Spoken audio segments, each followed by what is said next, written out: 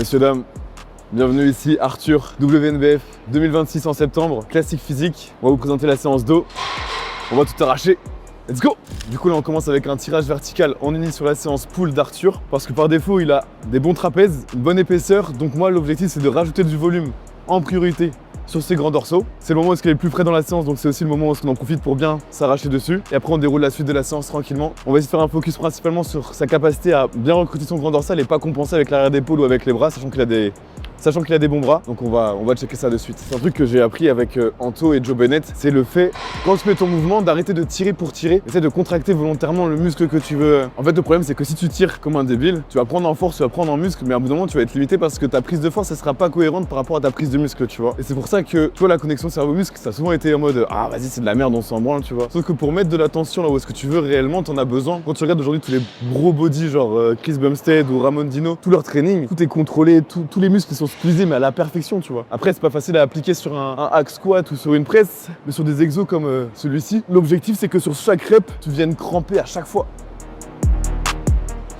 T'es rendu à 70 sur celle-là. Je suis repassé à 50. Sur celle-là? Ouais, mais j'ai dû rester dessus pendant à peu près un mois sur cette charge-là pour vraiment. De toute façon, tu verras que ta surcharge progressive, elle va toujours faire ça. Dès que tu vas commencer un petit peu à augmenter la charge, tu vas te sentir à l'aise, tu vas te refilmer, tu vas voir la technique, tu vas dire putain, mais en fait non, je suis dégueulasse. Et là, tu vas rebaisser ta charge, tu vas te reconcentrer, mais tu vas peut-être recommencer d'un palier qui est un peu plus élevé, tu vois. Essaye de garder ça, mais en ayant juste la cage un peu plus ouverte. Là. Décroche tranquille. Ok. Essaye de le faire d'abord où tu abaisses l'épaule et après tu tires. Ok. Tu vois, t'as deux temps, mais je veux que t'en fasses qu'un seul.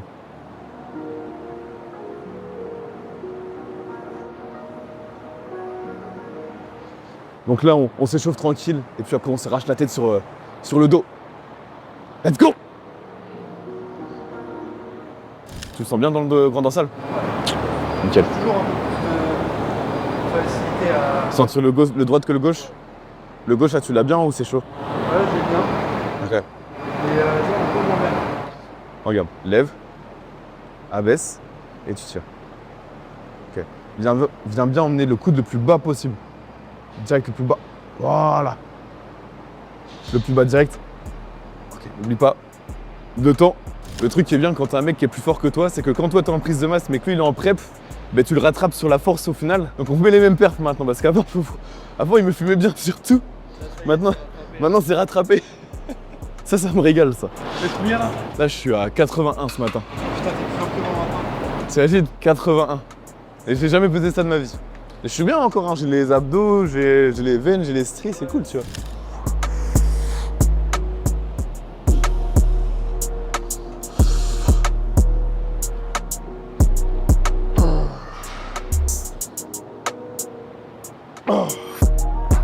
Ok.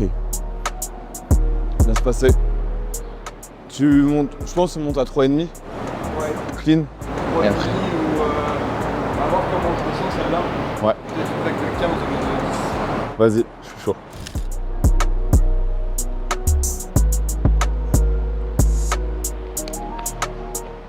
Ouais, ouvre encore plus, ouvre encore plus. Épaule abaisse. Ok, je pense que tu peux l'abaisser encore plus. Voilà. Ok, vas-y, pose.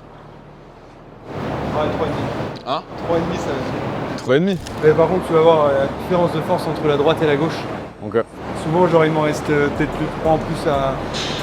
En fait, tu peux avoir une différence de force entre ton bras droit et ton bras gauche, mais tant que t'as pas ce déséquilibre de volume qui se voit, ça va. Et tu vois, c'est ce qu'on a vu avec Anto, c'est passer sur un mouvement bilatéral, à terme, ce serait même plus intéressant, surtout sur les fins de prep, parce que finalement, ça permet de rééquilibrer un peu le dos sur les dernières semaines, parce que souvent, quand tu restes en unilatéral, si t'as un déséquilibre, c'est plus facile de le creuser, même si tes perfs sont équivalentes, forcément, t'as pas le même proprioception à droite qu'à gauche, et tu peux creuser encore plus cet écart. Donc à terme, faire du bilatéral, des fois, c'est pas plus mal, tu vois. Bon, je me vois mal faire un bilatéral sur ça, tu vois. Bombe le torse. À fond, encore plus. Ouvre la cage. Voilà. Souviens-toi. Épaule, coude, tu poses. Prends le temps de squeeze, voilà. Faisons 4 maximum.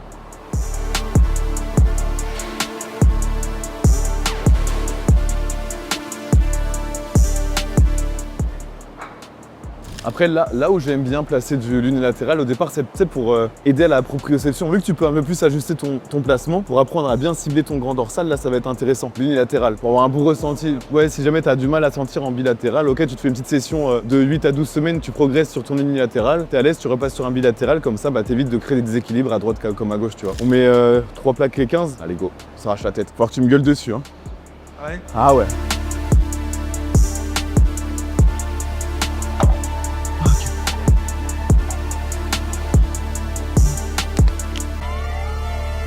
Ok les enfants, les choses sérieuses commencent. Let's go. Allez.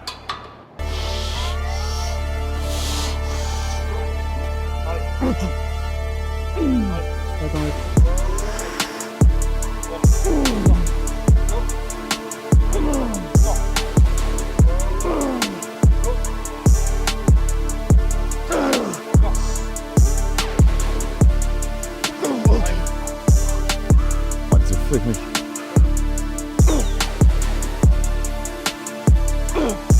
Allez, go. Allez, encore. Hop.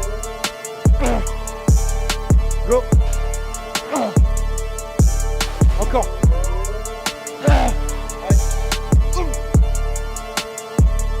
Ok. Faut que j'en fasse 11 maintenant. 11. C'est ton job. Allez, encule la machine là, vas-y, go. Encore. Épaule. Et tu tires, ok. Épaule. Et tu tires encore. Go. Ok, bien. Très bien. Mais encore plus fort, Ouvre la cage, Afro, ouvre la cage. Chaque rep, tu me cherches la crampe. Chaque rep, une crampe. Fort.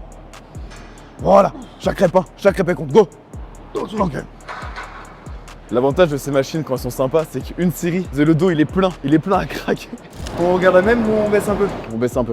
Surtout que tu vas commencer à bien avancer dans la prep. On va toujours chercher maintenant la qualité avant la quantité. Hein. T'as déjà des perfs qui commencent à chuter un petit peu ou pas tant? En vrai, pas tant. Pas tant? C'est très bien. C'est ce qu'on va garder le plus longtemps possible, tu vois. Sur ton tracking, tes perfs, elles maintiennent, voire tu continues de progresser. En réalité, tant que t'es pas à 5 week-out, 4 semaines de la compétition, tu peux continuer d'essayer de progresser. Tu m'as dit il y a un mois et demi, tu m'as demandé si mes perfs avaient baissé.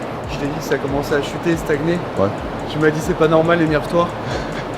Et t'es reparti, tu vois. Mais c'est ça, en fait, tu vas accumuler de la fatigue au fur et à mesure. Et t'es pas encore rendu au point où, vas-y, ça te fait chier de venir t'entraîner, tu vois. Ouais, non, là. Là, t'es au moment où tu manges encore pas mal. Enfin, pas mal, tu vois. T'as pas des journées sans carbs. On a connu mieux, ouais. On a connu. T'es pas 4500 calories. Mais tu vois, tu peux pump. Tu vois, là, t'as fait une série, t'es full. T'as encore du plaisir quand tu viens t'entraîner, tu vois. Tu vascularises bien. La condition, elle est très très clean. Elle est propre. Ouais, là t'es propre.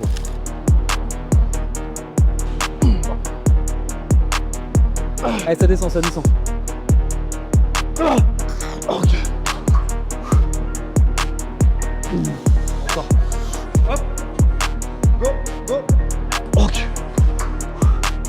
Ah putain. Bon, tes os, je te veux pump comme un chien à la fin. Go. 3. Stabilise ton buste, écrase bien le boudin, fixe tes hanches. 4, voilà. Delto post, grand rond, grand dorsal, trapèze, sub, on voit tout, frein, pneu, y a tout. Ouvre la cage à fond, crampe le grand dorsal, encore, plus fort, go, encore, plus fort, bien l'épaule, voilà. Je mets juste 3 plaques pour la dernière, j'active le mode sport. Tu sais que je pense que je suis le seul connard qui aime bien s'entraîner quand il fait chaud comme ça. Mais moi je trouve justement que je peux un peu mieux quand il fait chaud comme ça, plutôt que quand il fait froid. Voilà, ils aiment pas parce qu'ils sont faibles. Entraînez-vous quand il fait chaud, vous serez plus gros, vous serez plus beau. Oh putain. Allez, go. Encore 4, enchaîne 4.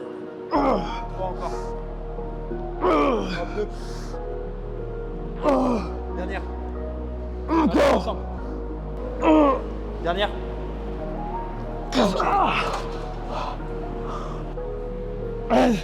Allez, encore. Allez. Putain. Oh là là. À chaque fois que je vais vous voir IRL, c'est le moment où vous allez à chaque fois avoir des nouveaux détails qui vont apparaître. Et là, c'est le moment le plus excitant, tu vois. Donc là, t'as un peu plus de fessiers, un peu plus ischio. Le bas du dos un peu mieux. Putain, le bas du dos, le bas du ventre commence à être clean. Et commence à y moins y avoir le. Là, tu vois, là, je vois les ongles passer. Je dis putain, les quads, ils commencent à bien creuser, tu vois. Bon, c'est là où les choses sérieuses commencent. Si vous voulez un dos bien épais, bien gros, c'est sûrement le seul exercice qui va vous aider réellement. Un bon gros rowing buste penché. Et là où c'est fun, c'est que c'est l'un des seuls exercices où même si votre technique elle est plus nickel, mais vous aurez quand même des gains parce que dans tous les cas, votre hyper extension du buste, quand vous allez tirer, ça va solliciter vos érecteurs, vos trapèzes. Donc c'est un exo où vous pouvez bien vous régaler, charger comme des bourrins. Évidemment, finissez pas avec des shrugs parce que sinon ça n'a plus aucun intérêt, mais au moins on peut bien s'amuser. On met la même charge, sauf que la différence c'est que moi j'en fais 81, je suis à 4500 calories, et lui il en fait 78 et il est à... C'est comme ça. Ouais, c'est ça, t'es Je crois un poil plus en run. un poil plus en run. Ouais. Bon, on va pas tout leur donner parce que sinon ils vont tout avoir... Eh, ça coûte cher ces informations là. On va pas tout dire non plus. Ah.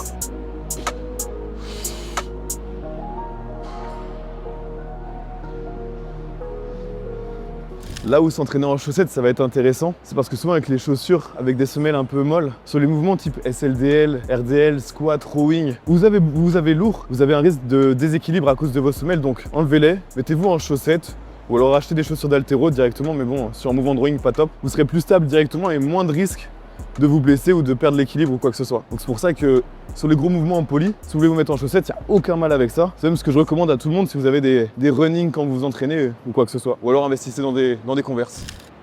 En vrai ça monte bien. Ah mon dieu les vues, oh là là. Vous voyez ça?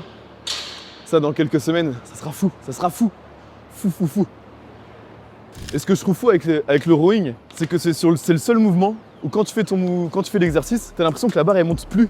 Tu fais ton mouvement, tu te dis putain mais j'arrive plus à la tirer. Tu regardes le rush, tu te dis mais putain en fait la barre elle doit toucher mes hanches. C'est pour ça que se fier à son ressenti sur cela c'est compliqué. Parce que tu as facile de te dire ouais c'est bon je monte plus, je pose. Alors qu'en fait la barre il y a une trajectoire, il y a une adduction de scap, tu recrutes tes trapèzes. Il y a une phrase que j'aime bien, c'est tu vois ta surcharge progressive, ça doit pas être quelque chose de volontaire, mais la conséquence de ta prise de muscle, tu vois. À partir du moment où tu te forces à aller chercher quelques répétitions de plus à chaque séance, peut-être que ça va marcher au départ parce que tu es sur un nouvel exercice, ton schéma moteur il s'améliore et là ça va être... tu peux volontairement augmenter la charge, mais dès que tu commences à être avancé sur un exercice, ça a beaucoup de chances de dénaturer le mouvement pour créer ta répétition de plus, tu vois. Là où ça va être intéressant, c'est que ça va te faire prendre de la force, il faut réussir à le traquer intelligemment et pas faire une rep, tu vois.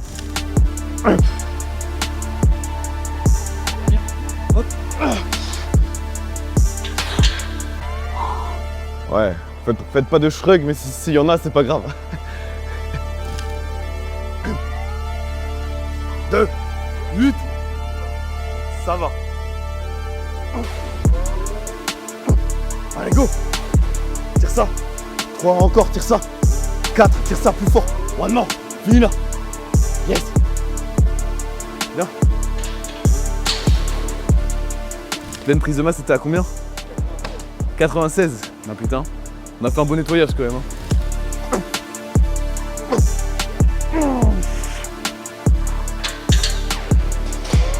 Je pense que tu vas être un cran plus haut que moi, toi. Oh là là. Mon Dieu.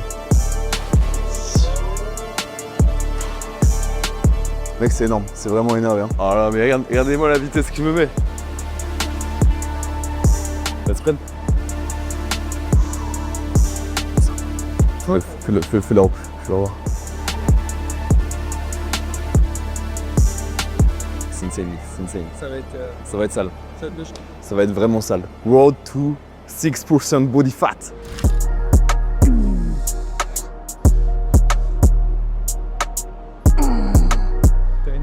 T'en as encore là. Plus fort. Allez, énerve-toi. Énerve-toi.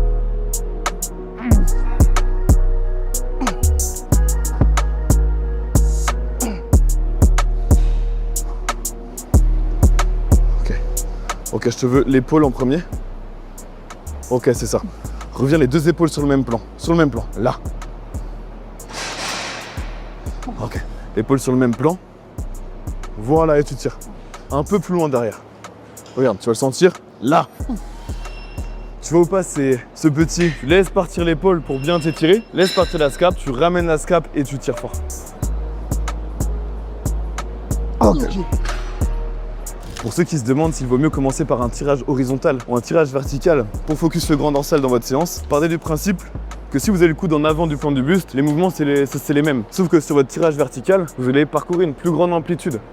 Parce qu'en soi, le mouvement, la finalité c'est la même, que ce soit sur un tirage horizontal ou sur un tirage vertical. Sauf qu'un tirage vertical, vu que vous avez une plus grande amplitude de mouvement, ça va être plus intéressant de le placer au départ parce que vous allez avoir besoin de plus d'énergie pour exécuter le mouvement. Le tirage horizontal, ensuite, il devient intéressant parce que vous mettez davantage de volume sur votre grand dorsal, mais vous avez moins de distance à parcourir. Vous allez quand même très bien l'étirer en laissant partir votre scap glisser sur la cage thoracique pour stretch votre grand dorsal sans forcément twister le buste. La cage reste droite, c'est juste la scap qui vient glisser sur les côtes pour étirer davantage votre grand dorsal. C'est pour ça que c'est intéressant de le mettre en second plan dans votre séance. Ça, je l'ai appris avec RTS. C'est la formation que j'ai fait sur Paris. Et c'est vrai que la réflexion du est-ce qu'il faut faire du tirage vertical ou du tirage horizontal, en soi, tu pourrais faire que du tirage vertical parce que tu vois, ton numérus, il fait la même trajectoire. Si jamais tu as un bon axe de tirage. C'est sûr que sur un vertical complet, bah, tu pourras pas aller chercher peut-être aussi loin, tu vois. C'est pour ça que si tu as une bonne machine à dispo, c'est top, tu vois. Et tu vois, c'est même ce qu'Antonin disait. À choisir, en unilatéral, il préfère largement plus mettre une bonne machine s'il y en a une, sinon faire un bilatéral à la poignée plutôt que de se mettre sur une poulie, tu vois. Je t'avoue qu'il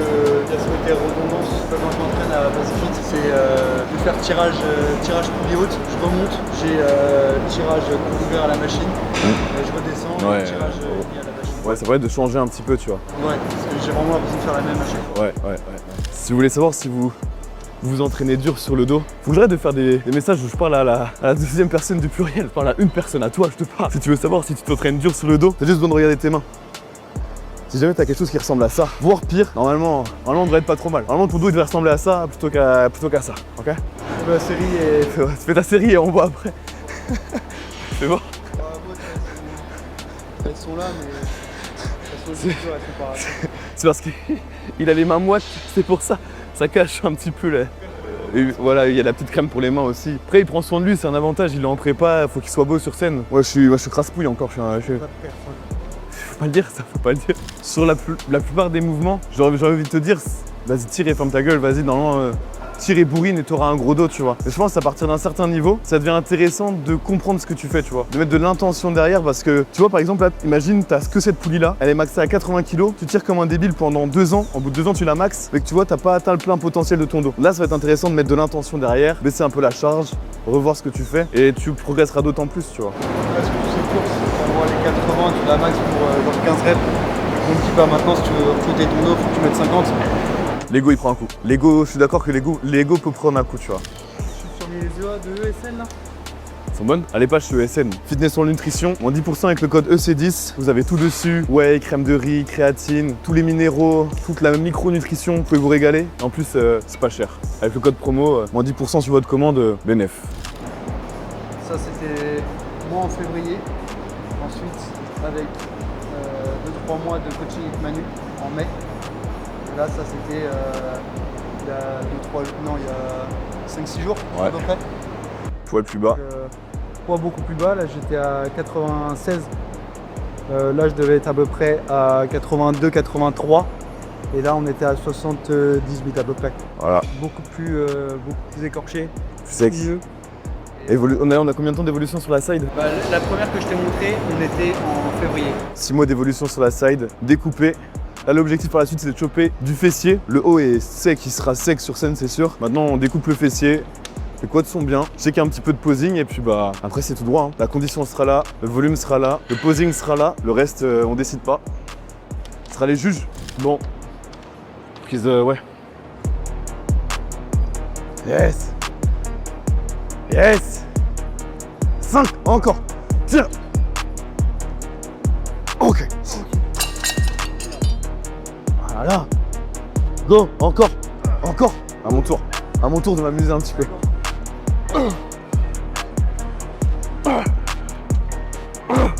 Ensemble.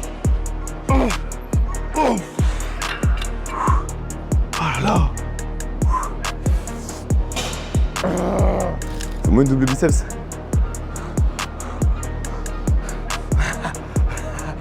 Ah là là là là. Ah mon dieu. Vite qu'on suit à poil là. Bon là c'est l'exercice un peu barbare. Je le mets souvent en fin de séance, c'est l'exercice un peu bâtard pour mettre un dernier focus sur tout le dos. Juste on s'arrache la tête, souvent c'est difficile de progresser dessus. Mais bon on va essayer quand même. Let's go. Hop. Encore. Attends.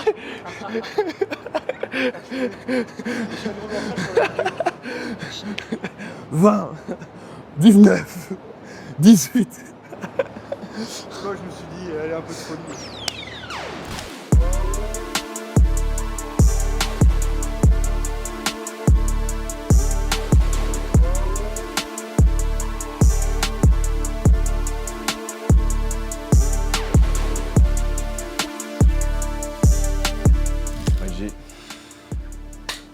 Ah ça tue. Minimum sueur, 6 litres d'eau après le posing. Putain, c'est bon ça. On y est presque. On y est presque. On est pas loin. Là, sur les bras, ça commence à être vraiment pas dégueu. Hein. Pas mal, bah tu sais, ça se regarde. Le triceps, là, il commence à venir là. C'est énervé là. Pas mal. Là, le pump est vraiment énervé. Hein. Putain. C'est bon ça.